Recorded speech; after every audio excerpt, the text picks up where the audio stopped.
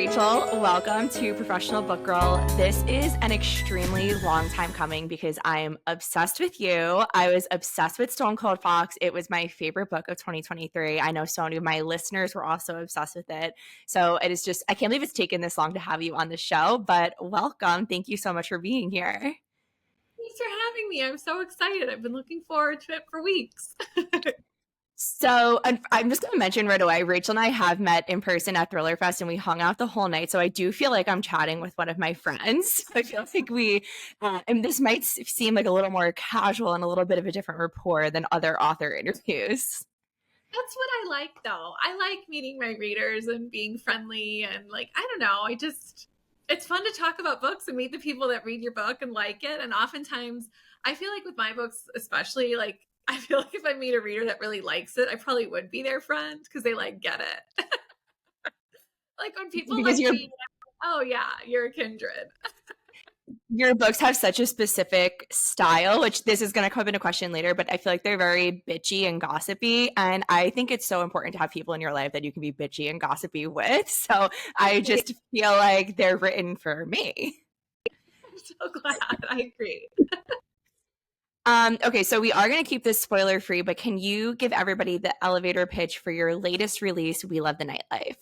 Sure. Well, it's about two best friends who have absolutely outgrown each other after 50 years together, and things go really off the rails when they decide to open a nightclub together in London.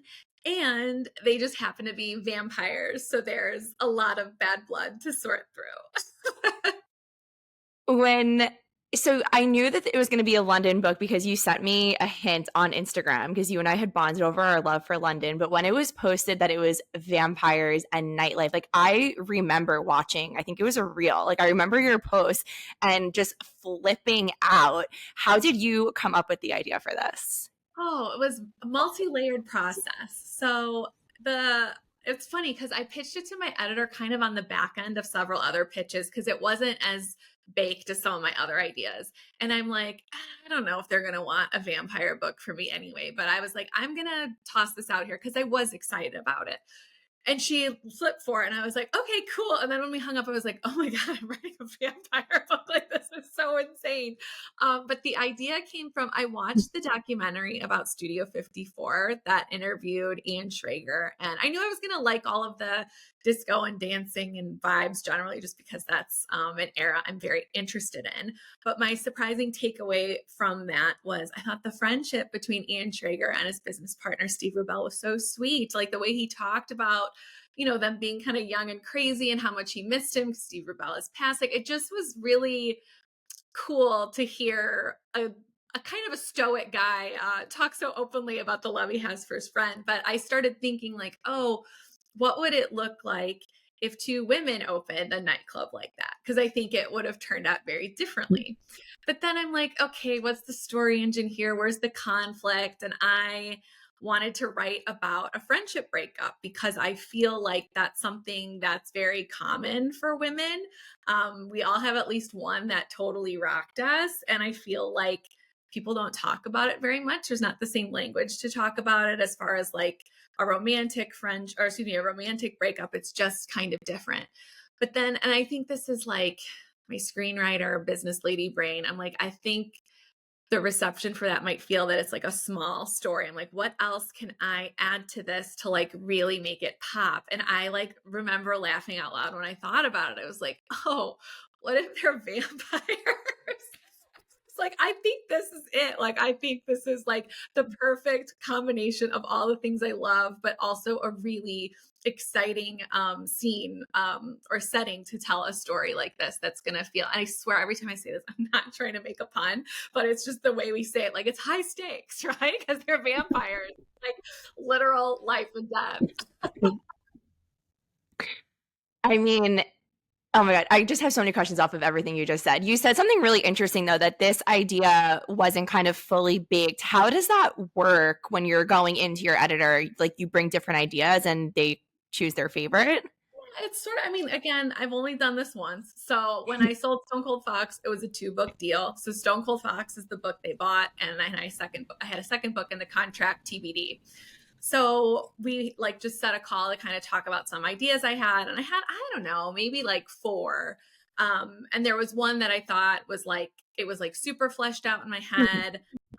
But when she really sparked the vampires, I was like, yeah, this feels like really fresh and cool. And I truly, you can't predict it. Like there's so many vampire books coming out this year that it's actually kind of cool because I think we can all lift each other up and build on that trend. But like when I conceived of this idea a couple years ago, there's always vampires. They're always around. They're always cool. But it feels like there's a big influx this year, which is just really fortuitous as far as the timing goes.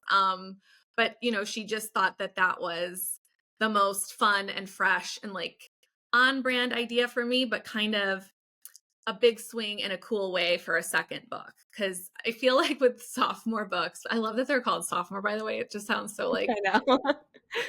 like anything that reminds me of being young. But there's kind of this like presumed like, oh, your second book is not going to be as good as the first, or it's not going to meet the reader expectations. And I'm like, well, if I write a vampire book, I feel like, you can compare Stone Cold Fox, We Love the Nightlife for voice reasons and theme reasons, but they are like pretty different. So I feel like hopefully I will have skirted that potential problem by writing something in a totally new setting. I can confirm you have avoided the sophomore slump because I was equally as obsessed with this one. And I do think it is your voice, like when you write, is so strong. And that was so familiar to me reading We Love the Nightlife. And I was like, okay, like I'm ready to read literally anything you have to give us because I just love the way that you like create these characters and these worlds. And like it was so different, but it was just still so exciting in a different way. Thank you.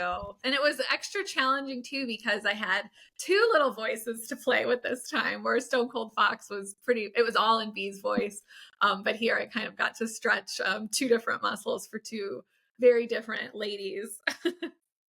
We're gonna get into Amber and Nicola, but I have to bring up the opening line of this book. I actually I read one sentence and then DM'd you and was like, oh, I'm obsessed because it's like I should have known the party was over when she casually mentioned killing my husband. Like, how did that line come to you?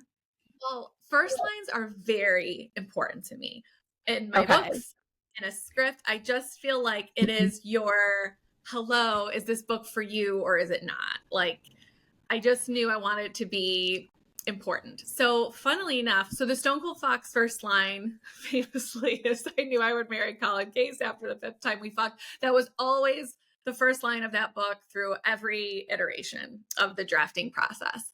So the prologue of We Love the Nightlife came later. So the true first sentence of the book is actually like what is it? Sometimes I follow my ex-husband and his third wife around London at night or like stalk them or whatever, because I liked that sentence too. So when the prologue idea was being tossed around, I'm like, okay, I like the idea of a prologue, but I need to have just as good as a first sentence, if not better than the one I already wrote. And I do think the prologue first sentence packs more of a punch. So I'm very pleased with that. Yeah, like that's one of my probably favorite openers.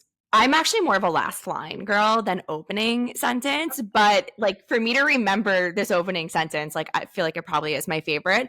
But also the one of her stalking the ex-husband, I could picture that so clearly. And I was like, what is going on here? And I want to follow every single second of it because it's just such like a wild, before you realize she's a vampire, it's like, what is she doing? I guess as a vampire too, it's kind of weird. She's stalking them.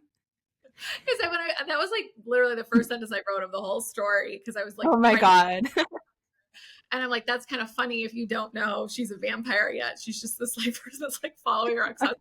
I don't know. That's like a different kind of thriller. Yeah, exactly. So speaking of like we're having a little bit of a vampire resurgence and I am a huge vampire girl. Like Twilight changed my life when I was 14 and then I was obsessed with the Vampire Diaries. Actually, for my birthday, my sister got me like Vampire Diaries themed gifts because it's just always like in the forefront in our household. And I've been saying for years, like, where are the vampire books for the girls like me who are like Twilight, Vampire Diaries? And this is the one that I have been waiting for. And it's at the same time, we're getting so many. We have Fang Fiction coming up, which I love that one. And then Rachel Harrison, So Thirsty. I haven't read that one yet. the vampire system in this though. So I guess like there's always different rules for vampires, and my sister and I will argue like which one is the real set of rules. And I tend to go by like the Vampire Diaries of like, because they basically can't die in that world. How did you come up with the vampire system? Because it is so interesting the way that they're spread out around London, and then also just like the different aspects of the magic that goes into it. Yeah, so I am also a vampire girly, but in a slightly different way. So like I think Twilight hit because I think you and I are about 10 years apart. So I was like 24 when Twilight came out. So it didn't Okay. quite like I wasn't opposed, but I didn't get into it. And Vampire Diaries same, but like I loved both the book and the movie Interview with the Vampire. There was something about I think I primarily mean, the that movie cast for the movie. the hottest men I had ever seen. Like Little Rich was like, yes. Like I've been like, but That's the so fun thing about anything vampires. The guys are just always so hot. well, that's what I like them is they're hot, they're rich, and they tend to have a really good sense of humor. They like the finer things. Like they're just the best. So then I was really into True Blood, and I like Charlene Harris's Mhm. books too. That the True Blood series is based on. So I feel like I liked kind of the salacious, cheeky vampires, but that were still pretty rooted in like that gothic tradition. So when I was Mhm. thinking about my girly vampires, because that's kind of one of my criticisms, right? I feel like it's not a criticism, just something I've noticed is a lot of vampire fiction revolves around guys or the That's my men. next question. And so I'm like, okay, I'm going to make this primarily about the girls. There's still some fun male vampires. Pierce is one of my favorite sidebar characters. And there are like men in the story, but it is primarily about the girls. So as far as like the rules, I didn't want to invent anything that we hadn't heard of before. Like I kind of wanted to use, because the vampire stuff, it's important to the story, but it is also largely the window dressing to tell the story about this friendship. Mhm. I wanted to use vampire rules that pretty much everyone is familiar with. So they can't die really unless they're like in the sun. And then what were some other rules? They have to be invited inside. And oh, one of the other things I kind of like didn't use because I wanted them to be able to look in the mirror and do their hair and makeup. So I was like, themselves in the mirror. But I kind of just used lore that I was generally familiar with and felt like readers would be familiar with, even if they weren't a vampire person. I feel like everyone, for whatever reason, has this baseline knowledge of vampires, perhaps more than any other supernatural creature. Yeah. And there's this one scene that this isn't a spoiler because you know that they're drinking blood, but Yeah. there's like kind of a brutal way when she's with I think the Chelsea vampires Oh, where that's my favorite this part. yeah, and I was like, I I love it was like it felt so different because I'm coming from the Vampire Diaries where they're just like stealing blood bags from the hospital to be like so PG about how they're vampires, and then they're like they basically like kidnap this guy and are just like using him as like a human blood bag, and I was like, this is kind of fun. That scene, like, it's one of these things where, like, I'm writing, and the Chelsea vampires came to me that way too. Like, I was like, okay, Amber's on this mission. She's gonna go talk to these and I was like, oh, she should go talk to other girly vampires in London. And that, like, again, these were like early days where I'm just kind of like exploring, and it just kind of happened. And when I built out their house in Sloane Square, I was like, oh, they should have like a guy already there because they were meant to be very scary compared to Amber, who, yes, is a vampire, but I think of all the vampires, she's still very in touch with her human side. And it's Yes. very like, yes, we have to eat.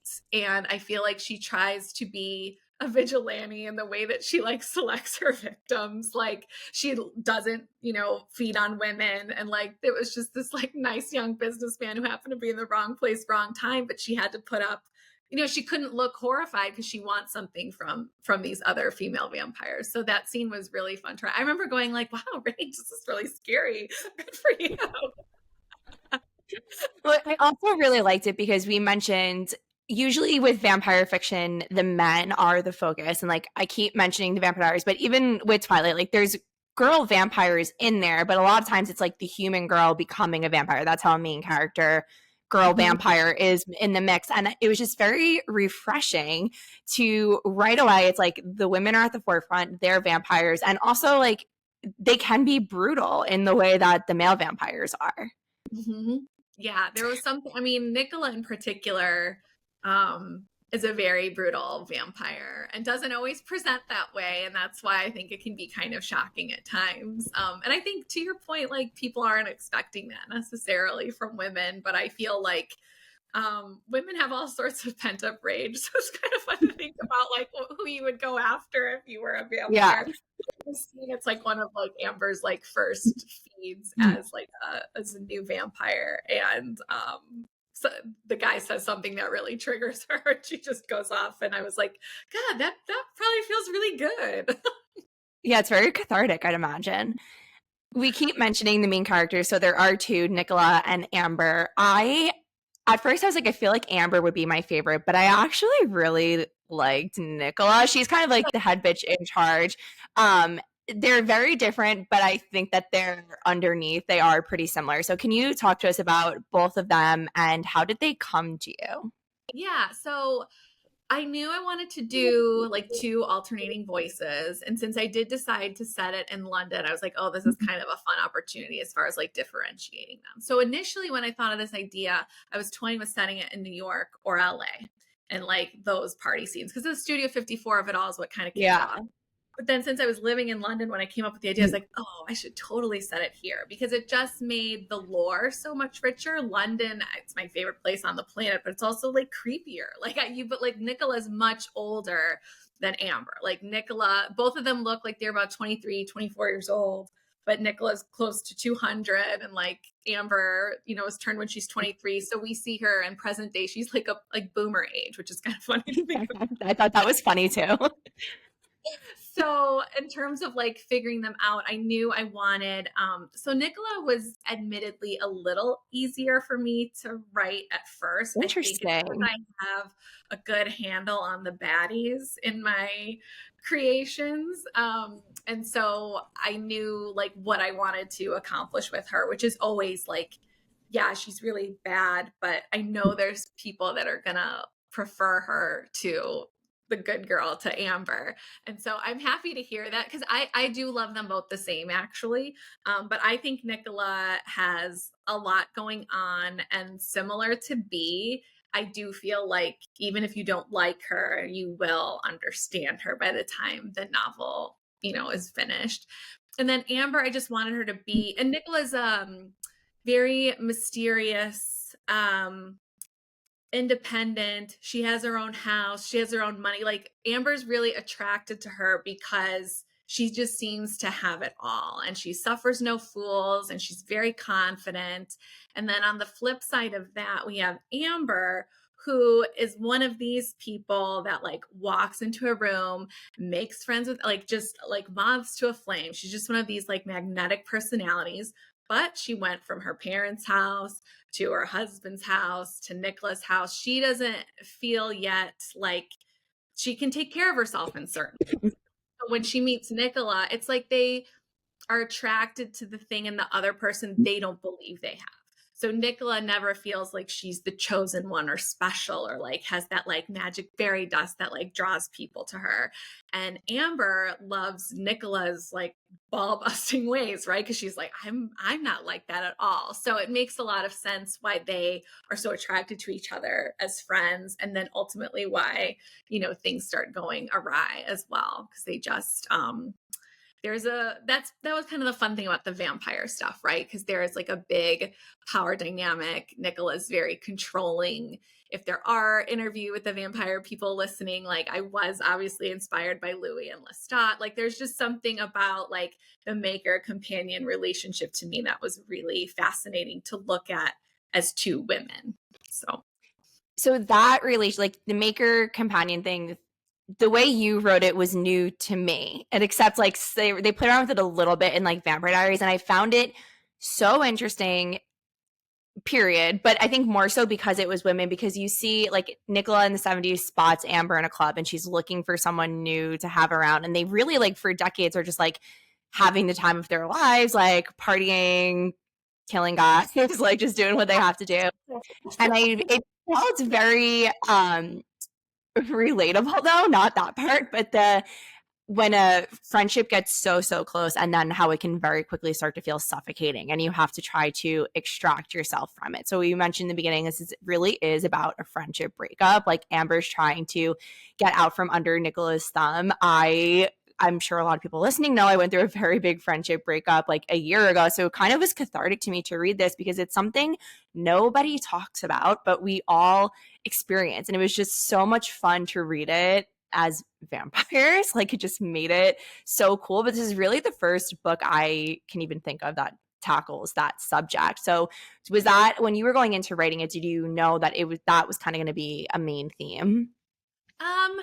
When I conceived of the idea, no. But when I thought about, because you just, would it be fun to write a book that's just all girly vampire vibes? Sure. But as a reader, it's not the most entertaining. Like you need conflict in the story. Yeah. And I knew that when I thought about what do I want this conflict to be, and I didn't want it to be just about like opening the business and like just the territorial stuff with the male vampires. I was like, oh, I think it'll actually pay off way more if it's actually about these women like figuring out, oh God, we shouldn't be spending all this time together. It's a little bit beware the good time friends. I think there are people that you meet, particularly in your 20s, and you guys just have like the best effing time together and you hang out all the time. But this isn't the person you'd like ask to watch your dog when you go on vacation or like maybe tell like a deep dark secret to, but like if you like are some guy like didn't call you, you're like, let's go out, like they like deliver on like the good time, like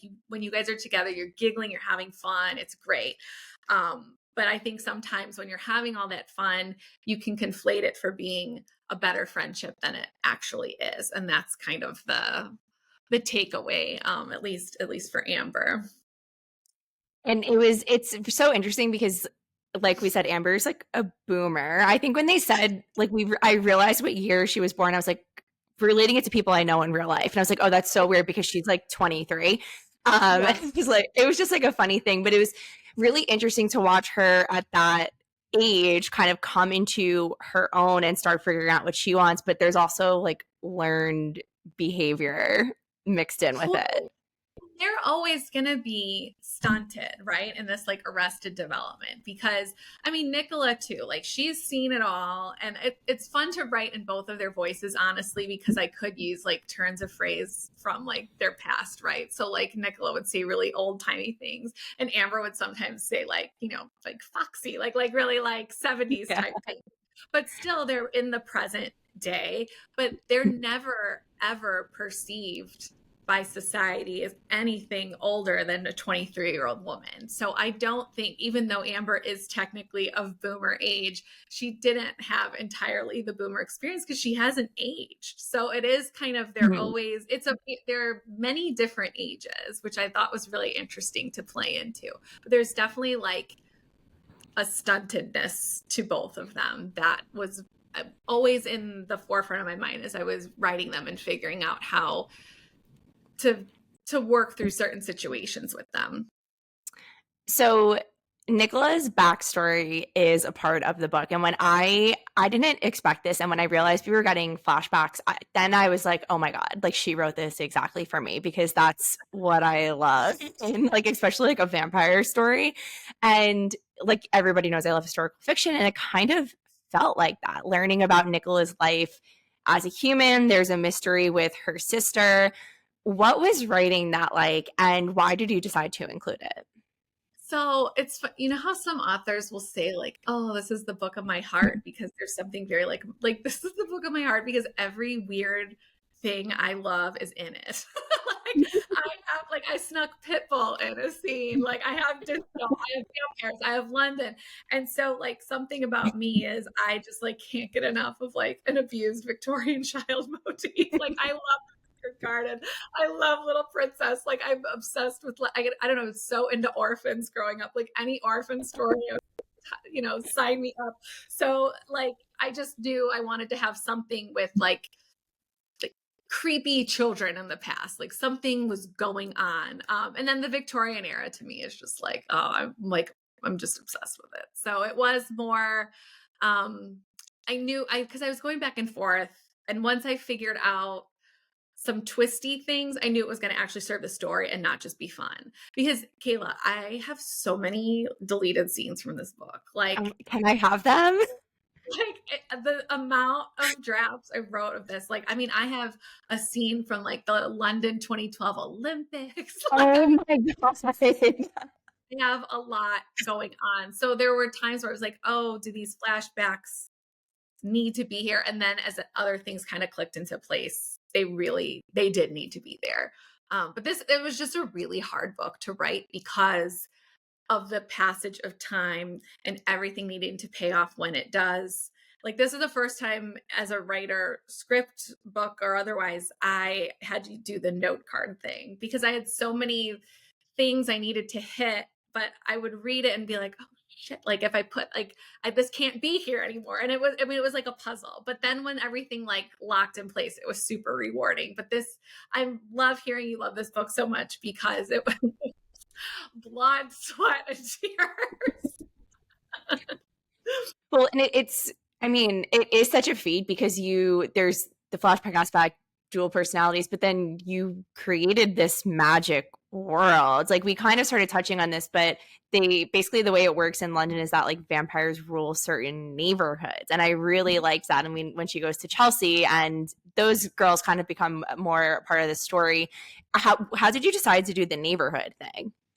I was thinking about like vampires at large in this world I was building, and I didn't think there would be that many.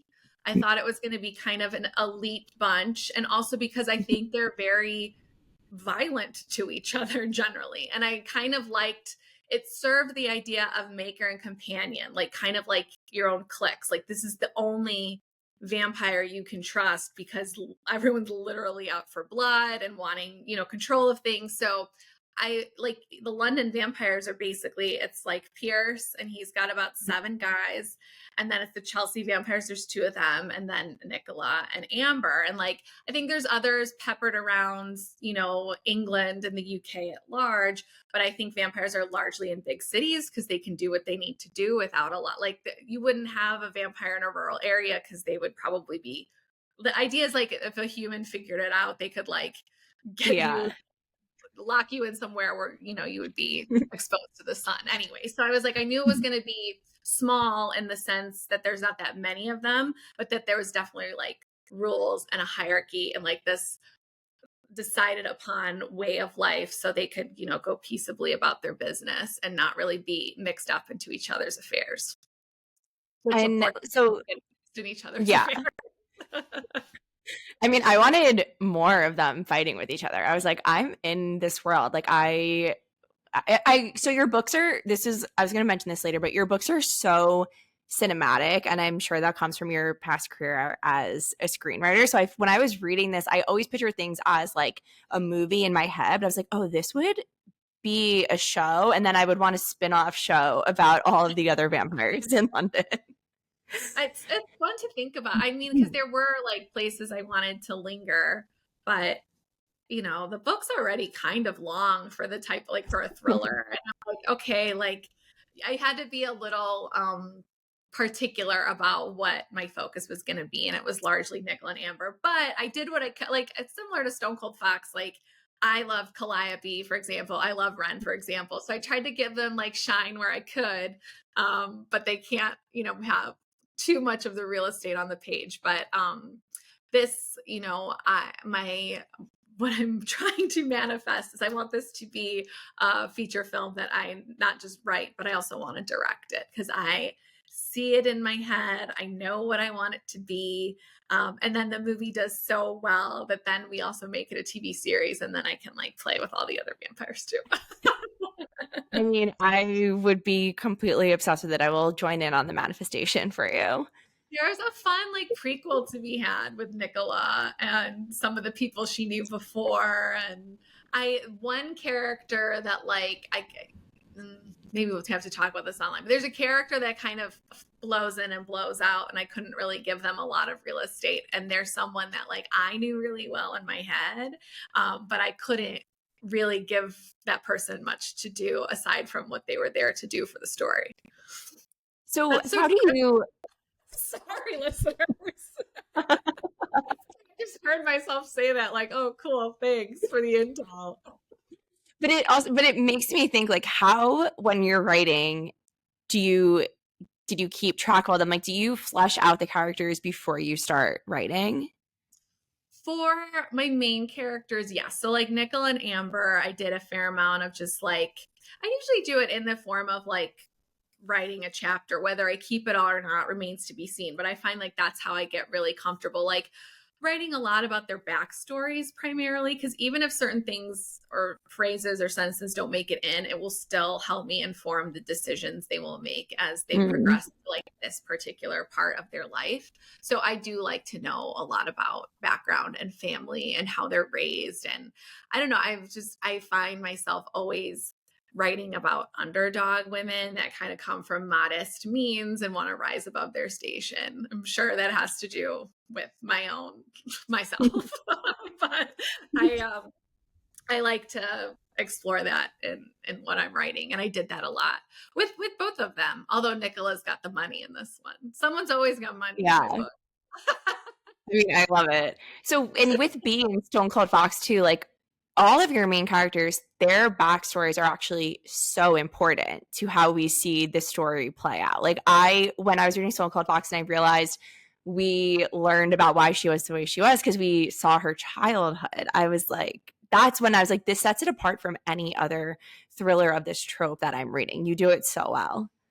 I try to keep everything, even in a vampire book, quite grounded because I mean, I like a stone cold psychopath as much as the next person. Like, Bee's mother is a psycho. Like, I've thought about her background. I think her parents were probably pretty normal and like, Jesus Christ, we have a wild one on our hands. Like, but, I feel like I'm always attracted to characters that have real reasons for what they're doing. And so Mm-hmm. often it's sometimes it's childhood, or sometimes, I mean, with Amber, like her marriage informs a lot of the decisions she makes. I just think there are relationships from people's past that inform who they are in the present moment. And it's hard to shake that. And I think it's important for the reader to know a lot about it.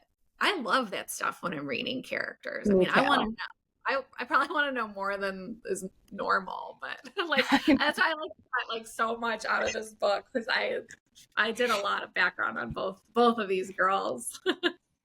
That's why I love doing things like this, because I'm like, especially when it's something I loved and like gave 5 stars, I'm like, this isn't enough. I need to like go straight to the source. I need to find out more information about it. And I only dabbled a little. I did play a little around with the Chelsea vampires are Tamsin and Margot, and there are some like brief allusions to their past before they were vampires. So because I wanted to know a little, but I didn't like dive very deep. But I could. Like, I love thinking about Margot in France. Like, Yeah, no, but I liked, though, it helped me kind of picture them and figure out who they were. yeah.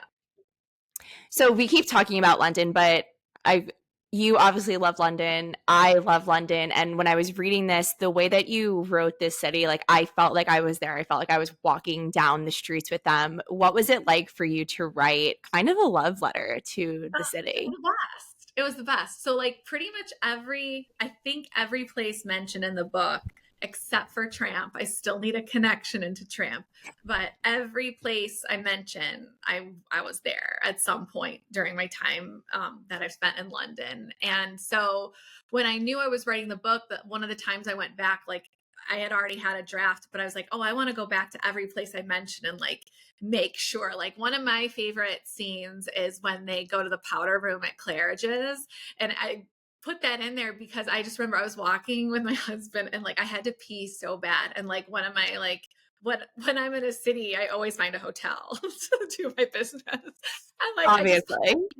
and I'm like, oh my, it was just like the prettiest. It wasn't even their main, ladies room or whatever, but like Claridge's is so lush, everything's so nice, and it's just this like unassuming entrance on the side, and the powder room is so beautiful. And I just like pictured Nickel and Amber after like a feed, like looking so glamorous and bloody, and I was all about it. So every place I mentioned, I did like go back again and make sure like because I did I want people love that. to feel like they were there. And it's funny because like I'm, as a reader, sometimes a setting person, but a lot of times I'm like, yeah, like I don't need to know I'm the all same this. way.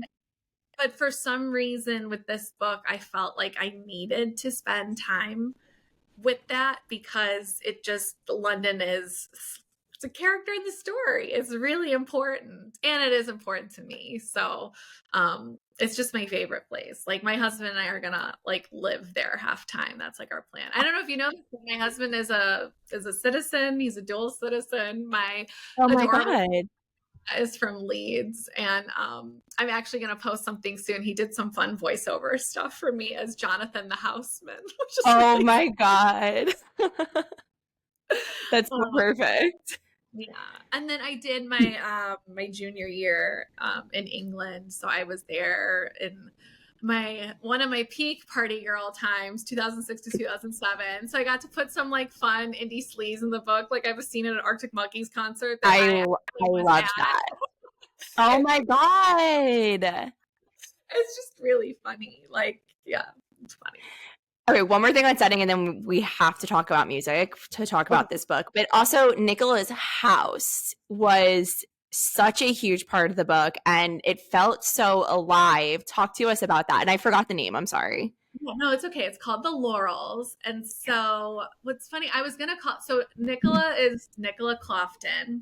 And what's kind of funny is I picked Clofton because my father-in-law Gary, so they're the Crofts, and I'm not kidding. My husband has his family tree to the 1200s, like they're of the Crofts. Like it's really, really cool. Wow.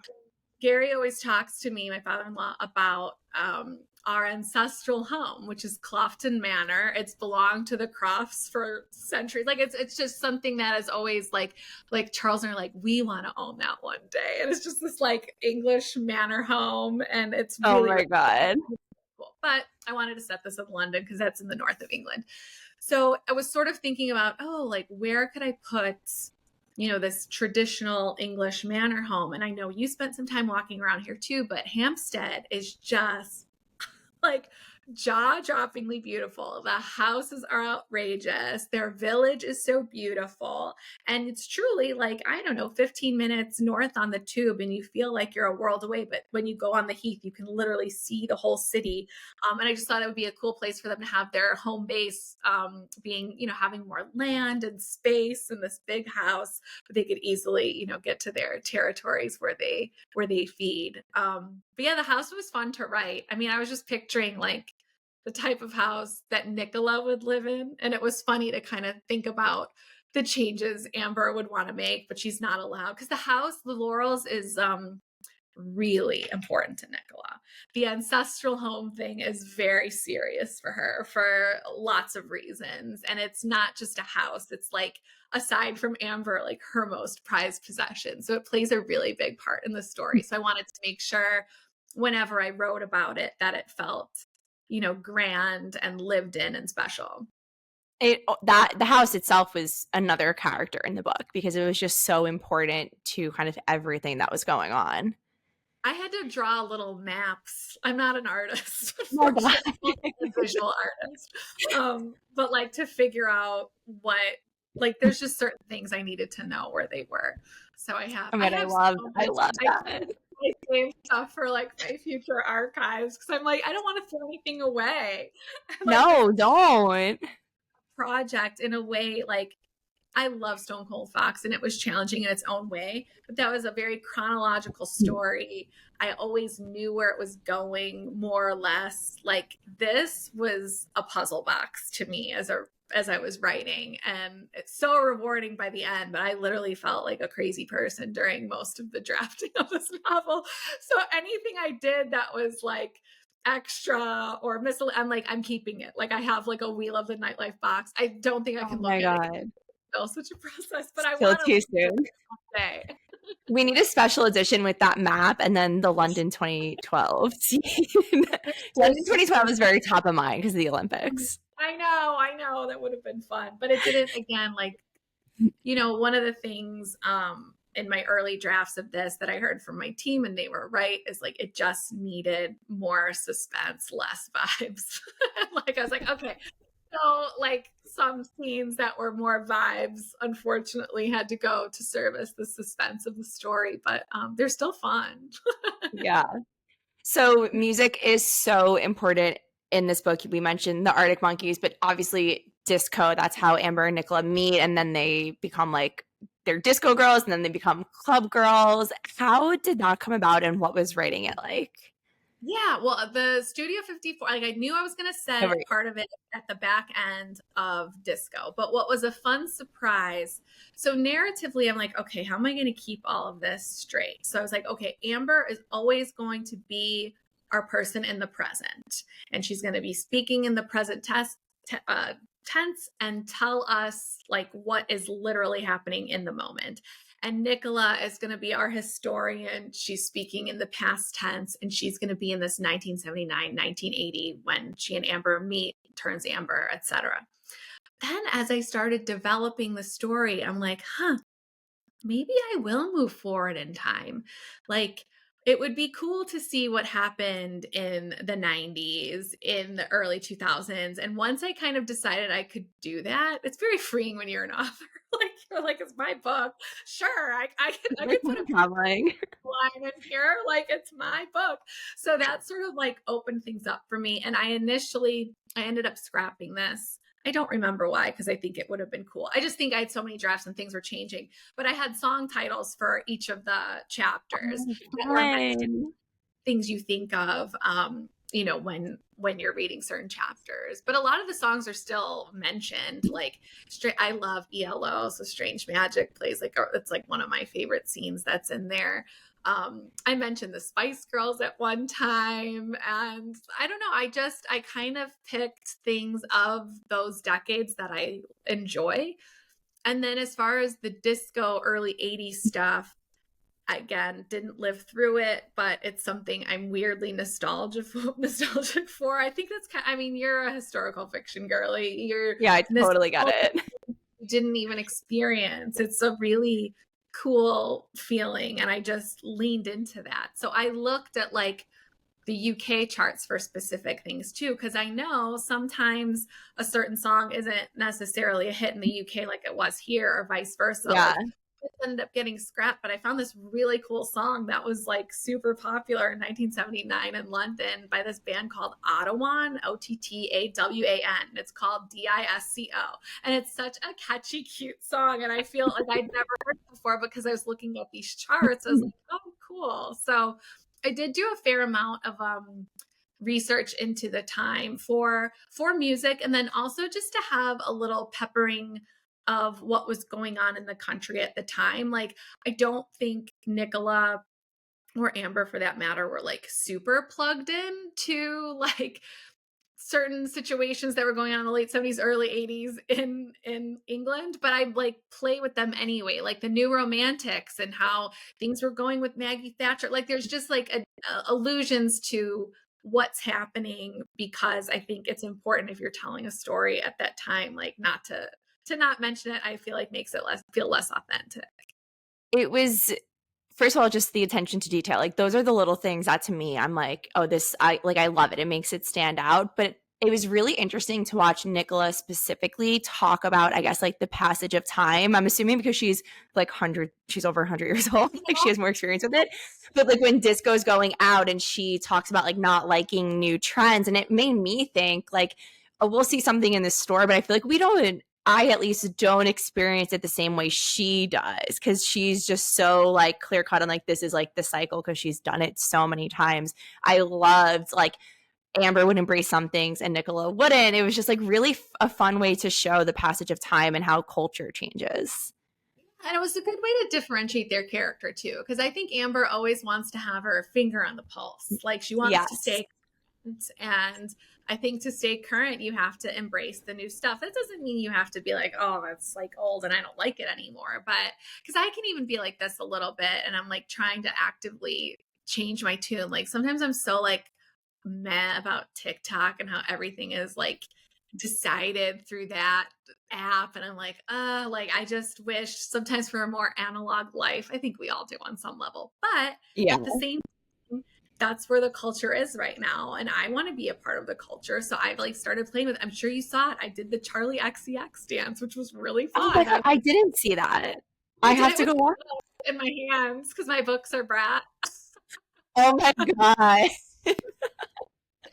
I was like scared because I hadn't really made many. And then I did like an office tour. So I'm like, okay, these are like ways that I can connect with my readers, but also like see what everyone's talking about. Like I Yeah. think the key to feeling and staying young, whatever that means to you, is like staying current and like Yeah. throughout, and not in like a sad, like, hello, fellow kids way, but just like having Yeah. an awareness of what the hell is going on. I think that's really important, especially as a writer. Yes. I mean, I do it with I fall into that with music, and I in the last few months have consciously been like the Gen Z pop girls are such a moment and they're so good, and I was like I need to be a part of this. So I'm listening to like Gracie Abrams and Sabrina Carpenter, and then I get with my like 15-year-old cousin and she's playing it and I'm like, "Oh, like I'm doing it right." I'm current. I've been like listening to her Midwest, like I'm like, she's good. Like I'm like getting Yeah. like, so like if I was writing this book right now, I'd probably include one of them. But I do mention Yeah. Charlie and Kayla, but they're millennial, I'm pretty sure. Charlie Yeah, definitely. so the Charlie thing is funny because my sister is like one of the biggest Charlie fans for a long time. So I've seen her a bunch of times, like I've always been on it, but it's funny to see Gen Z so embrace it because she's like around my age. Like she's been around forever, but I'm happy for her that she's having her We had moment. a rager in LA. The pictures look I super, know. super fun. Yeah. Do you know what I do though? How you mentioned like, hey kids, I will literally text my cousins. Like 2 weeks ago, I texted them, what does aura mean? Because they have a different Oh no, aura. I don't even aura. know because my cousin goes, it's too hard to explain. I'm like, because I'll see people say like, they say like aura points. And I'm like, what the hell is this? And I feel so old. So I just go straight to the source. And apparently it's too complex for my 30-year-old brain to understand. In college, this is going to be my next question. I think she's going to be a sophomore and she always knows what's up. So Yeah. I know that's why I'm like, I'm glad I have such younger cousins because they'll say words and I'm like, what is that? So then I could at least like know what's happening in the world. Okay, I have to. We've been talking about Stone Cold Fox, but I'm obsessed with it, and I know so many of my listeners are, and I never got to interview you about it. So I just want to ask, how did Stone Cold Fox come to you? And I feel like it was such a moment. Still one of the best covers I've ever seen. We Love the Nightlife also has a great cover. Kind of now that you're on your second book and you're looking back at Stone Cold Fox, what was that whole time like for you? yeah, I mean, I knew I wanted to write a book because I'm still a screenwriter, but I was frustrated because I felt like no one was buying original ideas. Funnily enough, I did end up getting a movie produced that was an original idea. It's my movie called Torn Hearts. If you haven't seen it, it's a lot of fun. We'll have to I watch wrote it. the original songs in it. It's on Amazon Prime. Oh It's my a horror. God. Yeah, it's a horror movie set in the world of country music. Katie Seagal is the star. She's a villain. It's amazing. It's streaming on Amazon Prime and like a couple other channels. But I don't know, I just felt like everyone wanted IP, like IP. And I'm like, all right, well, I'm going to write my own book. And so while I was like working on my pitches and stuff for screenwriting and things, I was working on Stone Cold Fox in my leisure time. And I don't know, Bee's voice just kind of came to me. She's a mishmash of myself and my three best friends and like our very like dark sides, I guess. Just we're really not that bitchy, but like, I don't know. It reminded me of when we were in our mid 20s. And I don't know why, because I will truly tell you, I love being married to my husband, but marriage in general, I don't know why we were all so obsessed with like marrying rich guys. Like we were just like in Chicago going out with guys that were probably way too old for us. They would like buy us again. It was just like it was a vibe, right? It's who we were. It was fun. I just don't necessarily recommend that being your number one focus. But I experienced it and it was fun. So again, B was sort of I started playing with her voice and it kind of felt like this one woman show of sorts. I was like, oh, she's kind of funny. And I was thinking about thrillers that I like. and I like a lot of thrillers, but a lot of times they're a little humorless, like they're not that funny. And I was like, oh, if I make my thriller funny, I think that's a really cool way to stand out in kind of a crowded marketplace. Cause I'm the first to admit, like, a con artist story doesn't feel that original in certain respects, Yeah. but B and her backstory and her voice is original. And that's what I leaned into when I was writing the story. Um, so I had a draft, I think by the end of I wrote a full draft in like a year, but it was like a first draft, again, just sort of when I could. And then I got an agent with it and I worked on it with her for a year. And she really pushed me to kind of make it. Oh, this is like a fun behind the scenes that I always forget about. So the first draft of Stone Cold Fox was called Read Me on the Plane. And it was like B slipped it into your carry on and was like confessing her sins. And Oh then my at the God. which was fun, but it wasn't necessary. Like it, No, but like I love it. I sometimes forget that. So when I got my agent, she's like, I see what you're doing here, but do you realize you actually wrote a story about a complicated mother-daughter relationship? And I was like, oh, I guess I did. So then I leaned into that because like I didn't have any of the flashback chapters. Mother Okay. were developed. So again, I like worked on it pretty steadily that year with my then agent and like got it to a place where we were both really excited about it, and we went out with it and 4 people wanted it and it went to auction. I mean, it's just like everything as a first time author, what you want. And it was a big buzzy book and everyone loved the cover, and it found, I think, its ideal readers. And like the people that didn't like it, I was never surprised because I knew people like them would like, I don't like, it's not, I feel like I like to write things with a very strong point of view because that's what I like to read and that's what I like to watch. So I'm truly my number one customer. Like if I like this, I know other people with great taste will Well, I also feel like like. that's how you would have to be doing what you're doing. I mean, I won't lie to you. I do consider like the market and what's selling and what people like. I care about the readership. I do. Like Yeah.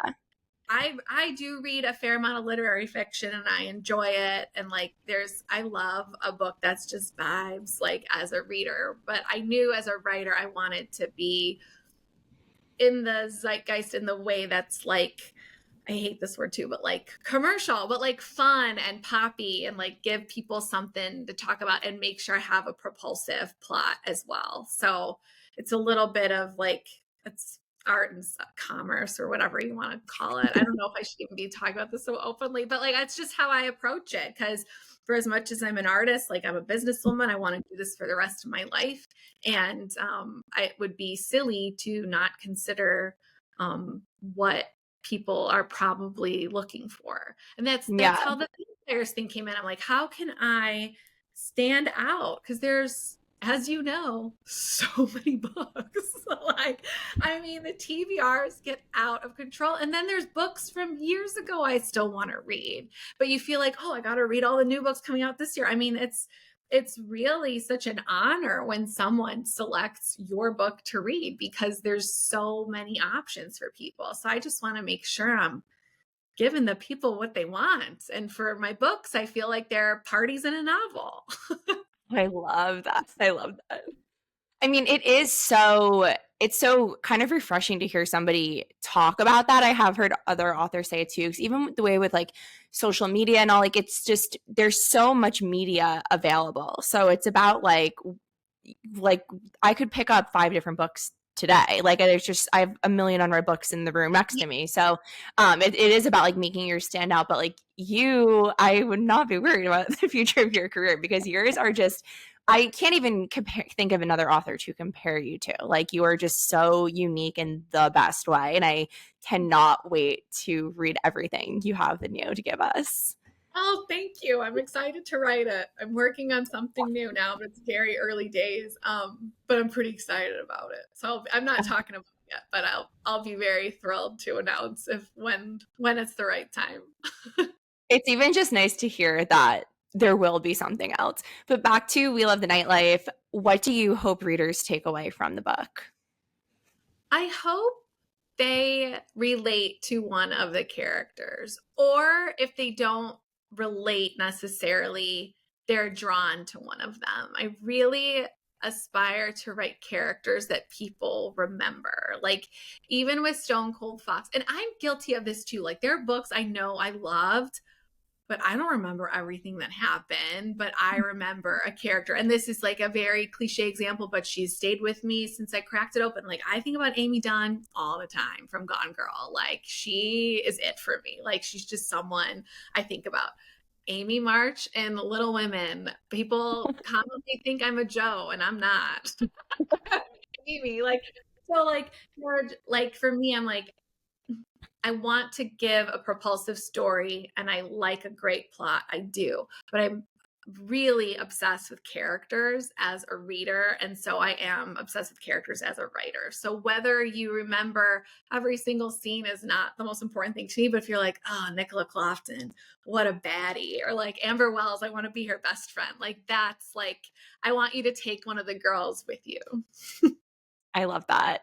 So every week I start off my show by talking about something I'm currently obsessed with. It could be a book, a TV show. I guess I've been obsessed with the Olympics more than I have been in a very long time. Is there anything that you're currently obsessed with? I'm also on the Olympics. It's not a bandwagon. USA all the way. I love the Olympics. It's great. Like, I'm very and this is funny because I don't know why we started watching it, because my husband and I both had only watched half of it in the last few years, the years before that, separately. But we've decided to sit down and we are watching The Sopranos. And Wow. because I had watched it so long ago and pretty much only the first couple seasons, like, we are just so invested. We're obsessed. I know the feeling well. And it's not like The Sopranos needs a bump from me. Like, I feel like and I have a book obsession. I just read this book. It's one of my new all-time favorites. It's called Beautyland by Marie-Helene Bertino. And it sounds so weird, but it is so good. It's weird and wonderful. It tracks this woman's life from birth to much later, and she believes she is not of this earth. Like, she was born to a human woman, but she has this fax machine and she's getting messages from her home planet, and she's supposed to record back about human behavior. It is Oh my God. so good. I'm going to show you the cover because it's just, I got it from the library, but then I bought it because I love it so much. Oh, I love when that happens. It's so good. Isn't that a great cover? Oh, wow. It's really good. It is literary fiction, but I still think it has, like, I thought it was very propulsive and had a lot of beautiful things to say about life and love and being a person. And it's a book I read for my book club this month, and nice. 2 grades, and it was an A+ for me. Oh, I have to check it out. That sounds so interesting. And also The Sopranos, it does need a bump because I feel like my generation and younger don't know it. Because like I grew up, like my parents were and my aunts and uncles were obsessed. And then when I became obsessed, my friends were like, I've never seen it. And I'm like, no, everybody has to watch The Sopranos. What's so cool about it too is, like, it doesn't feel, when you talk about it, it was that long ago.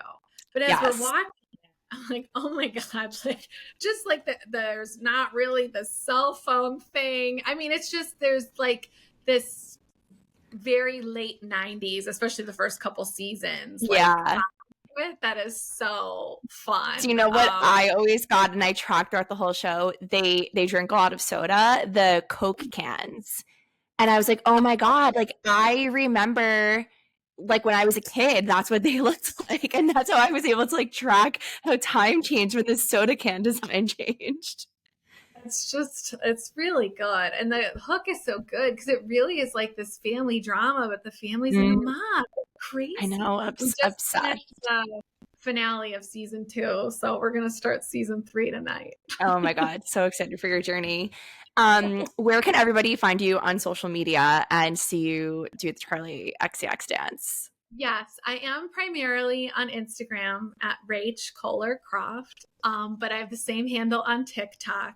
And I'm sure more followers would encourage me to post more content. But there's something about like making a video that is just more time consuming. So I Yeah. haven't like fully like I post pretty regularly on Instagram. I'm still dabbling on TikTok, but I want to be on there more. So those are the two I would say where people can find me.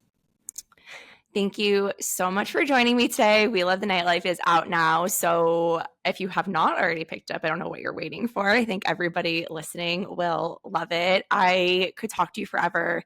It's been such a treat to get to learn more about this book. Thank you so much for being here. Thanks, Kayla. I love being here.